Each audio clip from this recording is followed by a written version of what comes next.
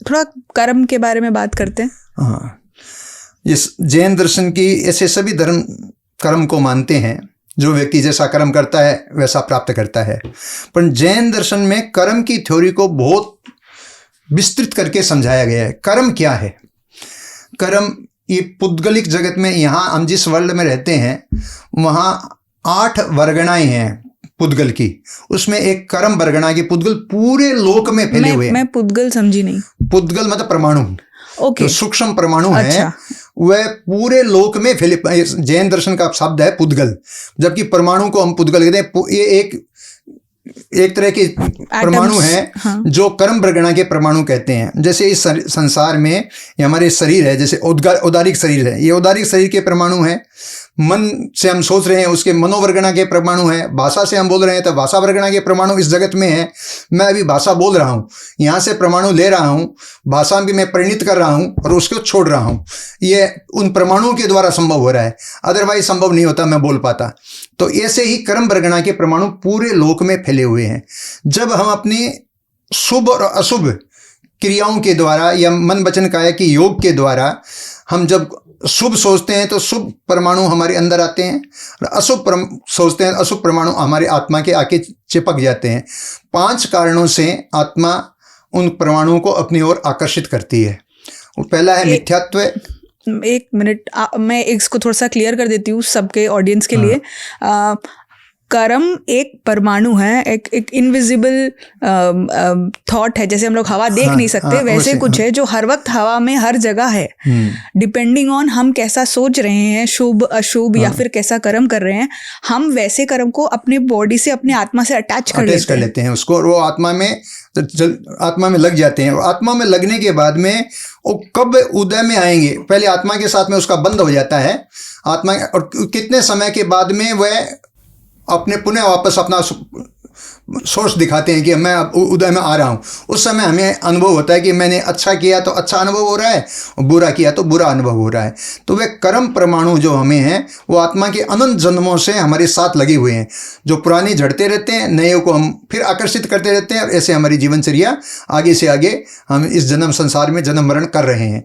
जन्म मरण करने का कारण है कर्म परमाणु। वो हम शुभ अशुभ जो भी जैसा भी सोचते हैं, अशुभ सोचते हैं तो मन वचन काया की शुभ क्रिया से अच्छे परमाणुओं को ग्रहण करते हैं, मन वचन काया की अशुभ परमाणुओं से हम गलत परमाणुओं को, जिसे हम पाप और पुण्य के रूप में कह सकते हैं। तो इज इट जस्ट कि हम जैसा काम कर रहे हैं वही हमारा कर्म है, या फिर इवन जस्ट सोचने से भी फर्क पड़ता है? हाँ, सोचने वाला काम तो सबसे ज्यादा गहरा है। आदमी बुरा करता कम है, हाँ, सोचता ज्यादा है। मन के पाप जितने ज्यादा आदमी करता है, मन से जो पाप करता है वो सबसे ज्यादा करता है। एक संस्कृत पद्य में कहा है कि बंधाई विषयासक्तं मने मुक्त निर्विषय मने, मन एवं मनुष्याणाम कारण बंध मोक्षयो। ये मन ही मनुष्य को नीचे ले जाता है और मन ही मनुष्य को ऊपर उठाता है। तो सबसे ज्यादा तो हम पाप कर्म मन से करते हैं, या अशुभ कर्म मन से करते हैं, और वाणी से कम करते हैं, शरीर से और कम करते हैं, परंतु मन आत्मा को बहुत ज्यादा भटकाता है। एक एग्जाम्पल के लिए 2 जन में बाताबाती हो गई, हाँ, तो ए ने बी को कुछ बोला, हाँ, नहीं बोलना चाहिए था, ठीक है, बोल दी। अब ये तो बी के ऊपर है कि वो उसको 1 दिन में भूल जाता है या फिर 10 दिन तक उसको घुटते जा रहा है। तो उस हिसाब से ए को कितना कर्म लगेगा? एक ने तो जो कर्म जिस समय कहा, उस समय उसने जो कर्म बांध लिया सो बांध लिया। हाँ। अब बी उस कर्म को झेल लिया, ले लिया, और उस पर वो चिंतन कर रहा है, उसको रात को नींद नहीं आ रही है, उसने मुझे ऐसा क्यों कहा, मैं उसे बदला लूंगा, मैं उसे ये करूंगा। वो उस कर्म को और ज्यादा बढ़ा रहा है। या वह तो चाहे तो उसको क्षमा कर सकता था, चाहे तो वह उसको भूल सकता था, परंतु वह नहीं भूल रहा है, वह उसको और अप्लाई कर रहा है और उसको गहराई से बांध रहा है। कब मौका मिलेगा, कब मैं वापस उससे बदला लूंगा, तो वह कर्म को और उससे बांध लिया। भगवान महावीर के जीवन में बहुत कष्ट आए, बहुत लोगों ने कष्ट दिया, देवताओं ने कष्ट दिया, पशुओं ने कष्ट दिया, मनुष्य ने कष्ट दिया। भगवान एक क्षण के लिए भी उससे दुखी नहीं बने। क्यों नहीं बने? उन्होंने कहा मुझे लेना ही नहीं है, जो दूसरा कुछ कह रहा है मेरे को क्या फर्क पड़ता है, मेरी आत्मा को कह नहीं सकता, मेरी आत्मा तो दृश्य है, रूप है नहीं, दिखाई नहीं देती है, शरीर मेरा है नहीं, इस शरीर को कह रहा है कहने तो मेरे क्या फर्क पड़ता है। जब व्यक्ति ऐसा सोच लेता है तो वो उससे बरी हो जाता है। जो अगर उसको ओढ़ लेता है, दुखी बन जाता है, तो वो और कर्म खुद के कर्म लगता है। उसने को तो देने वाले ने तो जो गाली दे दी, उस समय उसने कर्म बांध लिया। वो भी अगर सोच रहा है कि मैंने अच्छा किया, उसको गाली दे के बढ़िया किया, तो और कर्म को बढ़ा रहा है। वो सोचता है कि नहीं, पश्चाताप भी कर सकता है, मैंने ऐसा क्यों बोला, मैं नहीं बोलता तो अच्छा रहता, तो वो अपने कर्म को वापस घटा भी सकता है। तो ये हमारे पर निर्भर करता है कि हम उसका पश्चाताप करते हैं या उसको और किसी रूप में, अन्य वे में लेते हैं। इसका मतलब अगर हम क्षमा करना सीख जाएं तो बहुत बड़ा परिवर्तन आ जाएगा हमारे जीवन में। क्षमा तो जीवन का आभूषण होता है। क्षमा से बढ़िया तो कोई धर्म होता ही नहीं है। जैन दर्शन में तो क्षमा के बारे में यह बोला गया कि किसी को शत्रु मानो ही मत। पहले तो कि शत्रु कोई है ही नहीं तुम्हारा, जो संसार में जितने हैं सब तुम्हारे मित्र हैं, कोई शत्रु नहीं है। फिर भी किसी से शत्रुता हो जाए तो क्षमा मांगना पहला कर्तव्य होता है। हमारे यहाँ कहा गया कि व्यक्ति को पता लग जाए कि मेरे से ये गलती होगी, मैंने किसी का अपराध कर दिया या किसी को गलत कह दिया, तो उसी समय क्षमा मांग ले। न मांगे उस समय तो रात को चिंतन करते समय क्षमा मांग ले, नहीं मांगे तो अब सप्ताह, नहीं तो संवत्सरी के दिन तो वह क्षमा याचना कर ही ले। न करे अगर संवत्सरी के दिन, तो वह कहते हैं कि उसका सम्यक्त्व चला जाता है, वो बहुत डाउन उसकी आत्मा हो जाती है। तो आदमी को किसी के प्रति बैरभाव रखना ही नहीं चाहिए। क्षमा से बढ़िया कोई धर्म नहीं होता है। सभी धर्मों में कहा क्षमा बड़न को होता है छोटन के उत्पात, कहाँ रघु को घट गयो जो भृगुरी मारी लात। रामचंद्र जी को भृगु ऋषि ने लात मारी, उन्होंने कहा प्रभु आपके चरणों में लगी तो नहीं कहीं, मेरे को उनको कोई फर्क नहीं पड़ा। अगर ऐसे रूप में ले ले तो वह व्यक्ति महान होता है।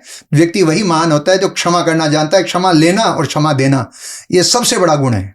अगर समझें कि कोई किसी ने कह दिया, उसको मैं तुरंत माफ़ कर दूं, और मेरे से हो गया तो उसकी मैं क्षमा याचना कर लूं, तो अब आदमी हल्का रहता है, उसका माइंड कभी भी भारी नहीं होगा, वो अच्छा जीवन जी सकता है, बढ़िया जीवन जी सकता है। ओके, ये सुनने में बहुत बढ़िया लग रहा है और कोशिश करनी चाहिए ज़्यादा से ज़्यादा इसको अप्लाई करने की। बट एक बार एक थोड़ा और प्रैक्टिकल एग्जांपल लेते हैं।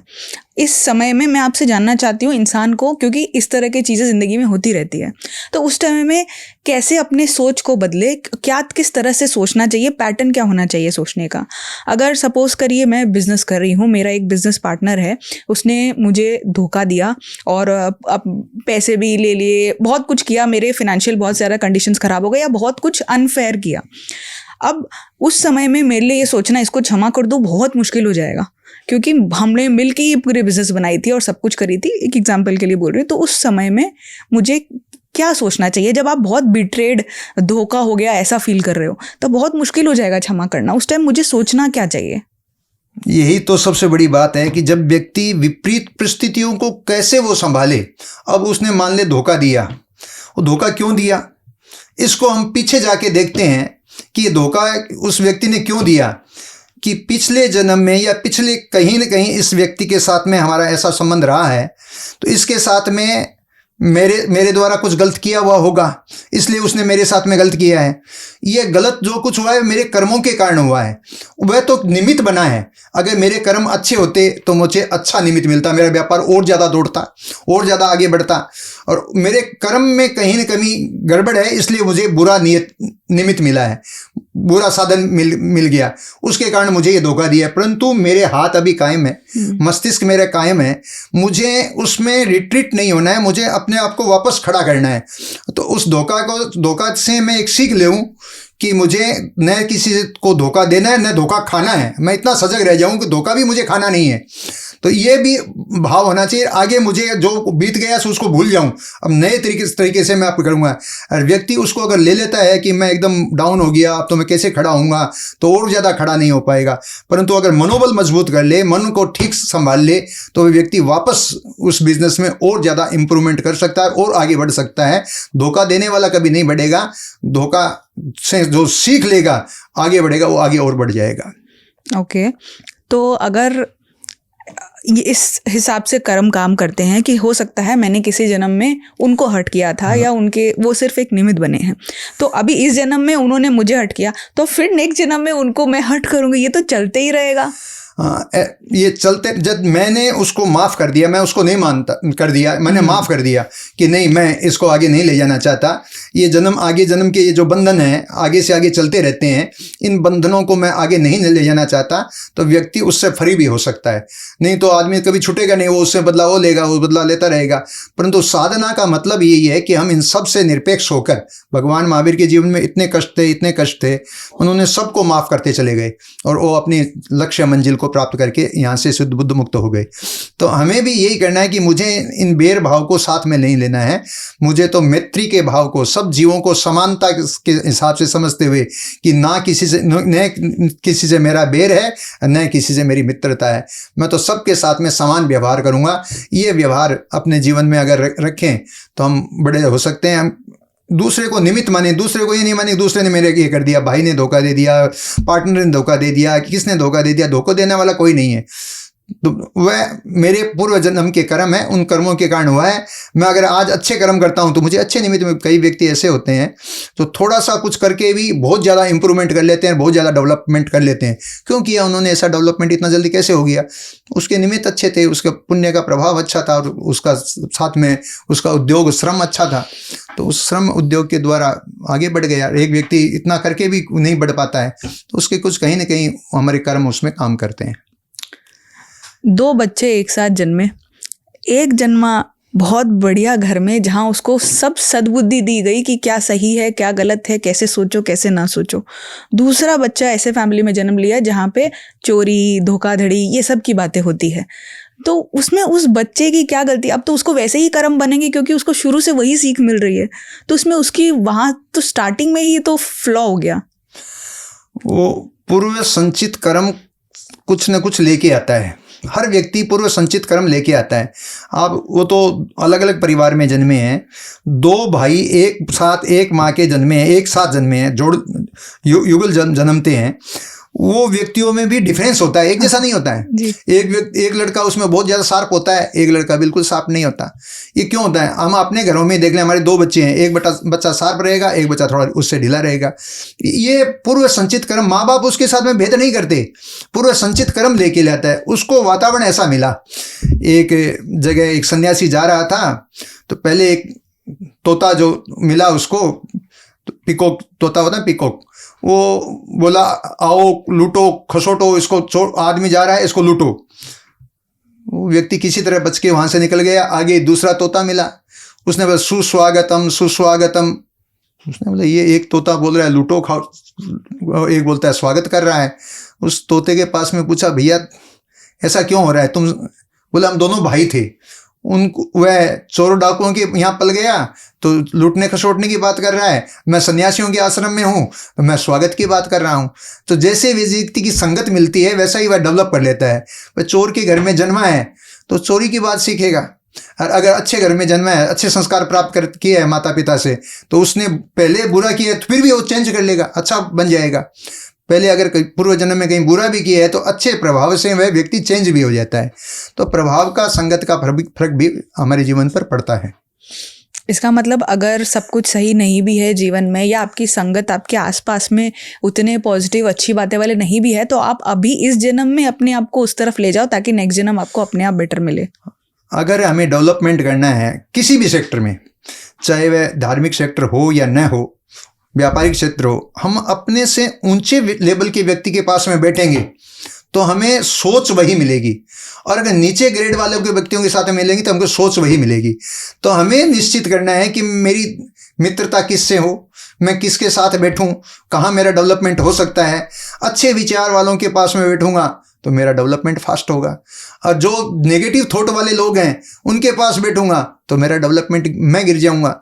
तो हमें निर्णय लेना है कि हमें किस व्यक्ति के साथ में कैसे अपने संबंध बनाना चाहिए, किसके साथ बैठना चाहिए। हमेशा जीवन में एक व्यक्ति को कल्याण मित्र बनाना चाहिए। कल्याण मित्र का मतलब हो गया श्रेष्ठ व्यक्ति को अपना मित्र मानना चाहिए। जीवन में कोई समस्या आ जाए, कोई चीज़ लेना आ जाए तो उससे मैं सलाह कर सकूं, वो मुझे सही रास्ता दिखा सके। तो बेटर व्यक्तियों के पास में बैठना, बेटर व्यक्तियों से मित्रता रखना हमारे जीवन के लिए, सबके जीवन के लिए अच्छा हो सकता है।